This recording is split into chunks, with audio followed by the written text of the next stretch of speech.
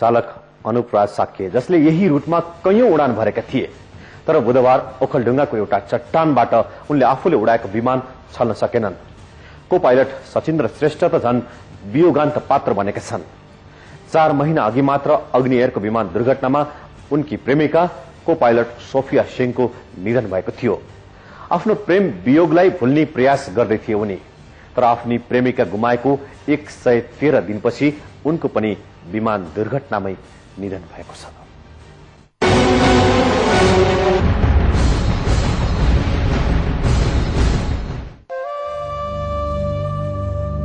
म हरेक बिहान तिम्रो फोनको अपेक्षा गरिरहेको हुन्छु। तिमीले संसारबाट बिदा लिएपछि मन्दिर नगएको दिन छैन। तिम्रा लागि कामना गरिरहेको हुन्छु र म तिमीलाई मिस गरिरहेको छु। गत भदौमा अग्नि एयरको विमान दुर्घटनामा आफ्नो मिल्ने साथी पाइलट सोफिया सिंहको मृत्यु भएपछि उनी प्रति समर्पण गरेर सामाजिक सञ्जाल फेसबुक मार्फत यी भावना व्यक्त गर्दा सचिन्द्रले सायद सोचेका थिएनन् कि आफ्नो मृत्युको प्रकृति पनि यस्तै हुन सक्छ। तर सोफियाको मृत्युपछि उनको परिवार भने सचिन्द्रले अपनाएको पेशाप्रति सशंकित बनेका थिए। दुर्भाग्य, परिवारका सदस्यहरूले गरेको शंका वास्तविकतामा परिणत भइदियो। सचिन्द्रको परिवारले उनलाई यो पेशा नै छाड्न अनुरोध समेत गरेका थिए, तर उनले मानेनन्। बुधबार खोटाङको लामीडाँडाबाट काठमाडौँका लागि भरेको उडान पेशाप्रति प्रतिबद्ध सचिन्द्रका लागि जीवनकै अन्तिम उडान मात्र बनेन। उनका जीवनका सारा इच्छा अनि आकांक्षाहरू आकाशबाटै विलय भए।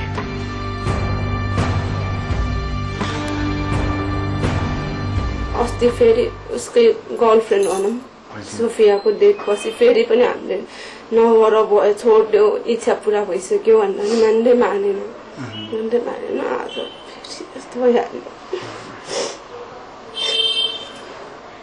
हजुरहरूले भन्नु भएको थियो हामीले त कति सम्झाएको, भएको इच्छा पुरा भइसक्यो। अब त पाइलट भनेको त हातमा एउटा काल बोकेर हिँड्ने जस्तै त हो नि। गाडीमा र प्लेनमा हिँडेपछि त मान्छेको ठेगानै हुँदैन कहिले पनि। जीवनका 25औं वसन्त पार गरेका सचिन्द्रको यह लीला त समाप्त भएको छ। उनीमाथि ठूलो आशा गरेर बसेका बुबा लोकेन्द्रमान श्रेष्ठ र आमा शान्ति श्रेष्ठको आशा र अपेक्षा समेत समाप्त भएको छ। 2 सन्तानका आमा बुबा जेठो छोराको निधनपछि भाव विफल छन्। सचिन्द्रको आमाले बुधबार छोराको सुख र सम्पन्नताको कामना गर्दै दक्षिण कालीमा बत्ती बालेकी थिइन् रे। तर दक्षिण कालीबाट बत्ती बाली फर्के लगत्तै छोराको यह लीला समाप्त भइदियो। यहाँ काठमाडौँबाट त्यहाँ हेलिकप्टर जानु त कति बेर नि लाग्छ र 3 बजे नै 3:30 बजे तुरुन्तै खोज्नु पर्थ्यो कि, तर के पनि भएन कि। सायद हिजो गएको बात थियो कि भन्ने आश पनि थियो। हिजो उहाँको आमाले मन्दिरमा पनि जानु भएको थियो। हजुर, कुन मन्दिर? दक्षिण काली मन्दिर। अहिले सचिन्द्रको घरमा शून्यता छाएको छ। न्युरोडको गुच्छा टोल स्थित उनको घरको कोठामा टाँगिरहेको पारिवारिक यो फोटोले सचिन्द्र अझै जीवितै छन् कि भन्ने भान गराउँछ। तर फेरि शून्य छ यो घर सचिन्द्रको अभावमा। आफ्नै घरमा व्यापार गरी बस्ने सचिन्द्रका बाबुआमा र भाइ अपूर्णता महसुस गर्दै बस्न बाध्य बनेका छन्। नेपालको उड्डयन क्षेत्रमा अव्यवस्था, स्वदेशीको परिचय लिएर विदेशी नागरिकहरू उडिरहेका छन्। किन? केही रुपैयाँ बचाउने नाममा हो या त्यसमा अरू कुनै उद्देश्य पनि लुकेको छ? ट्राभल लाइट कम्पनी जसले विमान चार्टर गरेको थियो त्यसले किन हेलचेक्राइ देखायो? हामीले रिपोर्ट देखाएका थियौं र जहाँ उनले प्रतिक्रिया दिएकी थिइन् उनीहरूले नेपाली बोले र हामीले छुट्याउन सकेनौं।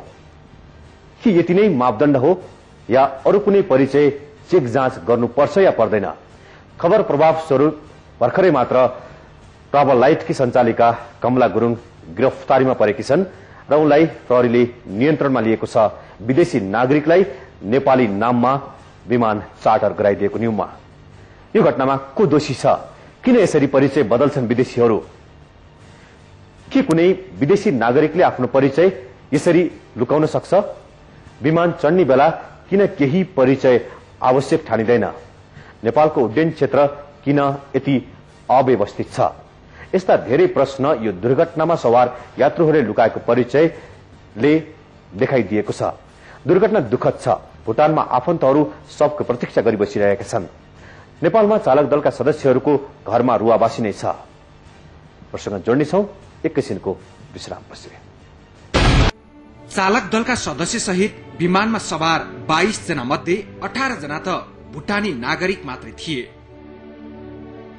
अघिल्लो दिनसम्म नेपाली नागरिककै रूपमा चिनाइएका भुटानी नागरिकहरू दुर्घटनामा परेपछि यो रहस्य खुलेको हो। ट्राभल लाइट प्राइवेट लिमिटेडको नामबाट तारा एयरको विमान चार्टर गरेका भुटानीले आफूहरूको पहिचान नेपाली नागरिककै रूपमा गराएर टिकट लिएका थिए। त्यो त हामीलाई जानकारी नै भएन। उहाँहरूले भन्दाखेरि हामी नेपाली नागरिक हौं भनेर टिकट इस्यु गराएको हो।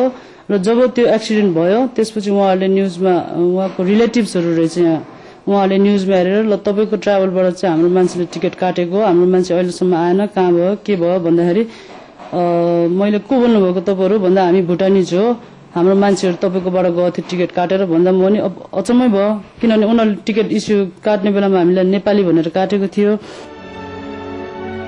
भुटानीहरूले नेपालीको नाममा टिकट लिनुको कारण थियो नेपाली र विदेशी नागरिकमा विमान भाडामा रहेको अन्तर। तारा एयरमा अहिले एकजना नेपाली यात्रुको लागि काठमाडौँ लामी डाँडाको एकातर्फी भाडा 2515 रुपियाँ छ। तर कुनै पनि विदेशी नागरिकले त्यही यात्राका लागि थप राजस्व तिर्नुपर्छ, जस अनुसार 94 अमेरिकी डलर अर्थात झण्डै 7000 रुपियाँ तिर्नुपर्ने हुन्छ। त्यसमा पनि विमान चार्टर गर्दा अझै बढी रकम लाग्छ। यसबाटै प्रश्न छ, भुटानीहरूले कम भाडाकै लागि राजस्व छली गरेका थिए, जसका लागि उनीहरूलाई अरू कसैले सहयोग गरेको पर्छ, जसमा जसको संलग्नता भए पनि विमानमा यसरी नेपालीको नाममा यात्रा गर्दा कृत्य काम र राजस्व छली दुवै अपराध भएको छ।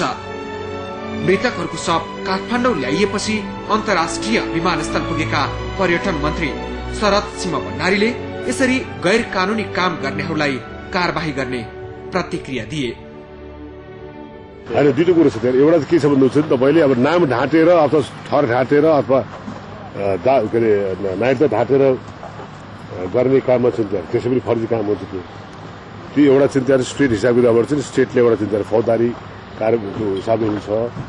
अर्को चाहिँ के छ भने आइकाओको स्ट्यान्डर्ड अनुसार चाहिँ त्यहाँ चाहिँ आइडेन्टिफिकेसन चाहिएर डिस्गाइज गरेर जारी स्थितिमा चाहिँ त्यहाँ चाहिँ आइकाओको चाहिँ एनेक्सहरूले त्यसको बारेमा जे व्यवस्था गरेका हुन्छ, जुन जुन निकाय चाहिँ हुन्छन् त्यो निकायहरू चाहिँ हुन्छ, त्यसलाई हामी सार्नु। त्यसो त विमान दुर्घटनामा परेका भुटानीले कृत्य नाम प्रयोग गरेकै कारण बीमा स्वरूप पाउनुपर्ने रकम अब पाउन सक्दैनन्। जबकि विमान दुर्घटनामा ज्यान गुमाउनेले 5 देखि 20 लाख रुपियाँसम्म पाउने व्यवस्था एयरलाइन्सले गरेको हुन्छ। यसरी कृत्य नाममा विदेशीले यात्रा गरेको यो पहिलो घटना नहुन सक्छ। तारा एयरको यो विमान पनि दुर्घटनामा नपरेको भए यो वास्तविकता खुल्ने थिएन। त्यसो त भुटानी नागरिकले आफ्नै पहलमा मात्रै यस्तो कार्य गर्ने आँट पनि गरेनन् होला।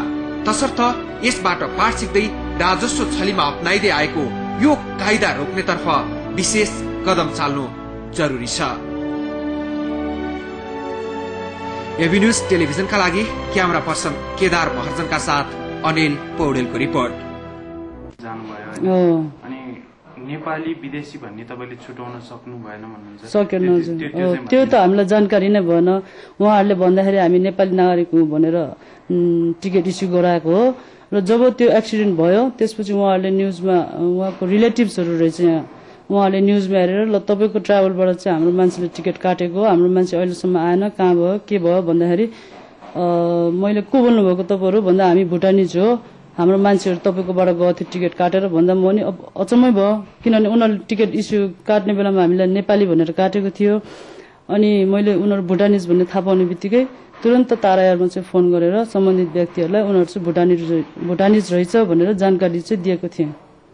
जस्तो को मान्छेले अब त्यो अननोन पर्सनले फोन गर्यो भन्नुभएको थियो, उहाँसँग उहाँको नम्बरहरू केही, उहाँको मोबाइल नम्बरहरू त छ नि मसँग, उहाँ जुन स्यान्ड्रुपको उहाँको मोबाइल नम्बरहरू त मेरो मोबाइलमै छ, किनभने उहाँबाटै हो मैले कन्ट्याक्ट भएको होइन, मलाई चाहिँ मेरो साथीले दिएको हो भनेपछि त्यही विश्वासमा त्यही आधारमा नै हामीले चाहिँ टिकटको प्रक्रियाहरू सुरु गरेर उहाँहरू चाहिँ त्यसरी उड्नु भएको। अब त्यसमा चाहिँ कस्तो भने हाम्रो अब स्वदेशीलाई चाहिँ अहिलेसम्म कुनै पनि पासपोर्ट अथवा नागरिकता डकुमेन्टेसनहरू ट्राभललाई चाहिँ राख्नु भन्ने खालको त्यो अहिलेसम्म कुनै पनि प्रावधानहरू छैन। सो म नेपाली हो, मलाई चाहिँ यो सेक्टरको डोमेस्टिक कुनै पनि सेक्टरको टिकट दिनुहोस् भने नै हामीले त्यही आधारमा चाहिँ हामीले टिकटहरू सेल गर्ने हो। एकदम फ्लुएन्ट नेपाली, तपाईँ हामी जस्तो बोल्ने त्यस्तै खालको नेपाली बोल्नुहुन्थ्यो। नेपाली बोलेको र नेपाली नाम बताएको आधारमा कुनै डकुमेन्ट चेक गर्न आवश्यक ठानेन ट्राभलले, न त एयरलाइन्सले नै कुनै सोधखोज गर्यो अनि बिना अवरोध छदम नाममा भुटानी यात्रु विमान चार्टर गरी यात्रा गरे। दिन दुखद थियो उनीहरूको, नेपालमा दुखद दुर्घटनामा परि निधन भयो। तर किन र कसरी यो सम्भव भयो भन्ने प्रश्नसँगै नेपालको उड्डयन अव्यवस्था सतहमा आएकोले यस घटनामा छानबिन हुने जवाब पर्यटन मन्त्री शरद सिंह भण्डारीले दिए। होइन दुईटै कुरो छ त्यहाँ। एउटा के छ भन्नुहुन्छ नि तपाईँले अब नाम ढाँटेर अथवा थर ढाँटेर अथवा के अरे नागरिकता ढाँटेर गर्ने काममा चिन्ता, त्यसै पनि फर्जी काम हुन्छ। त्यो एउटा चिन्ता स्टेट हिसाबले अब चाहिँ स्टेटले एउटा चिन्ता फौजदारी कार्यको हिसाबले हुन्छ। अर्को चाहिँ के छ भने आइकाओको स्ट्यान्डर्ड अनुसार चिन्ता छ नि आइडेन्टिफिकेसन चाहिएर डिस्गाइज गरेर जारी स्थितिमा चिन्ता छ नि आइकाओको चाहिँ एनेक्सहरूले त्यसको बारेमा जे व्यवस्था गरेका हुन्छ जुन जुन निकाय चाहिँ हुन्छन् त्यो निकायहरू चाहिँ हुन्छ त्यसलाई हामी सार्ने। नेपालको उड्डयन क्षेत्र अस्तव्यस्त बन्दै गइरहेका बेला यो दुर्घटना यसको एक थप पुष्टि बनिदिएको छ। मानव बस्तीबाट पर चट्टानमा ठोकिएर विमान दुर्घटना भयो। मानव बस्ती टाढा थियो, त्यसकारण दुर्घटनाबारे तत्काल जानकारी हुन सकेन। दुर्घटनाको 16 घण्टापछि अवस्था पत्ता लाग्यो, तर उपलब्धिविहीन, जीवित कोही रहन सकेन दुर्घटनामा। दर्शकवृन्द, 4 महिनाको अन्तरमा तेस्रो विमान दुर्घटना हो यो। 55 वर्षमा 65औं विमान दुर्घटना हो यो। नेपाली उडान क्षेत्र असुरक्षित बन्दै गएको छ। आँखाले अगाडि हेरेर गरिने उडान अर्थात PFR अन्तर्गत हुने उडान धेरै छन् नेपालमा। हरेक विमान दुर्घटनासँगै छानबिन समिति गठन हुने गरेको छ, तर अधिकांशको रिपोर्टमा पाइलटलाई नै दोषी देखाइन्छ। छानबिन समितिको काम कारण पत्ता लगाउनु मात्र होइन, आगामी दिनमा दुर्घटना हुन नदिनु सुझाव पनि दिन सक्नुपर्छ र त्यसलाई कार्यान्वयन गर्नुपर्छ। विमान कम्पनीहरूको अस्वस्थ प्रतिस्पर्धा र पाइलटलाई जसरी पनि उडान भर्नुपर्ने बाध्यताले पनि जोखिमपूर्ण उडान भइरहेको छ नेपालमा। नेपालमा पुराना विमानहरूले उडान भरेको र तिनीहरूको प्राविधिक क्षमतामा नियमित अनुगमन नभएको भन्ने कारण पनि उठाउन लागिएका छन्। हवाई यात्रा यातायातका लागि सुरक्षित माध्यम हो, तर नेपालका उडानहरू भने असुरक्षित बनिरहेका छन्। दुर्घटनाग्रस्त विमानको ब्ल्याक बक्स फेला परिसकेकोले यो दुर्घटनाबारे थप तथ्य पत्ता लाग्ने नै छ। तर हवाई दुर्घटनामा कहिलेसम्म मौसम र पाइलटलाई मात्र दोष देखाइरहने? नेपालमा अब हवाई यात्रा जोखिम कम गर्न ध्यान पुर्याउनु पर्ने अवस्था आएको छ। हवस् त, आजको लागि खबरभित्रको खबर यति नै। भोलि नयाँ विषयका साथ उपस्थित हुनेछौं। खबरभित्रको खबरको लागि हेर्दै रहनुहोला एभ न्यूज टेलिभिजन। नमस्कार।